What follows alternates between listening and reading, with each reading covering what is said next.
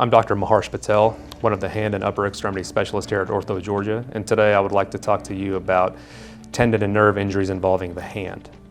So oftentimes tendon injuries can occur from a traumatic injury such as a laceration from a knife or a penetrating injury just while you're working on something around the house, while cooking, cleaning, any of those things.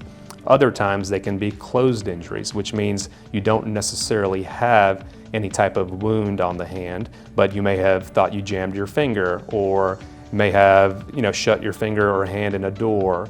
And those types of injuries can also result in tendon or nerve damage to the hand.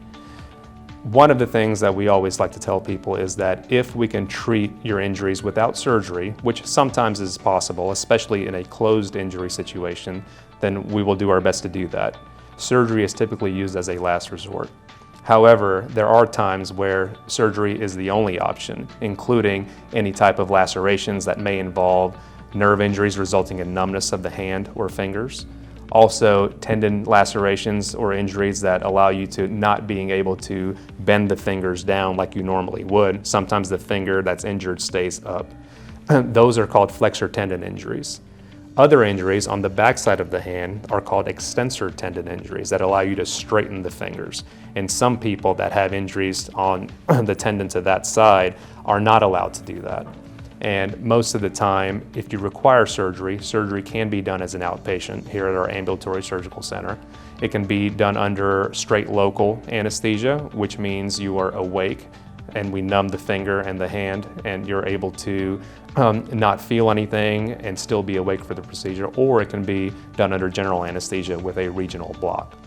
One of the things with nerve and tendon damage and injuries is that we want to make sure that we get this fixed as soon as possible so that you can start your road to recovery.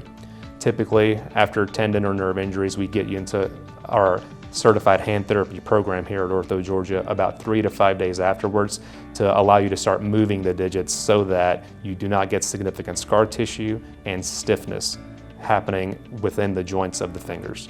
The fingers are notorious for becoming quite stiff if we don't use them, and we want to make sure that you're able to get your function back as quickly and safely as possible, as well as getting you back to your normal life without any limitations. So if you have any types of injuries, including the flexor or extensor tendons or the nerves in your hand, please come see us at OrthoGeorgia as soon as possible. Our staff would love to take care of you and get you back on your road to recovery as quickly as possible.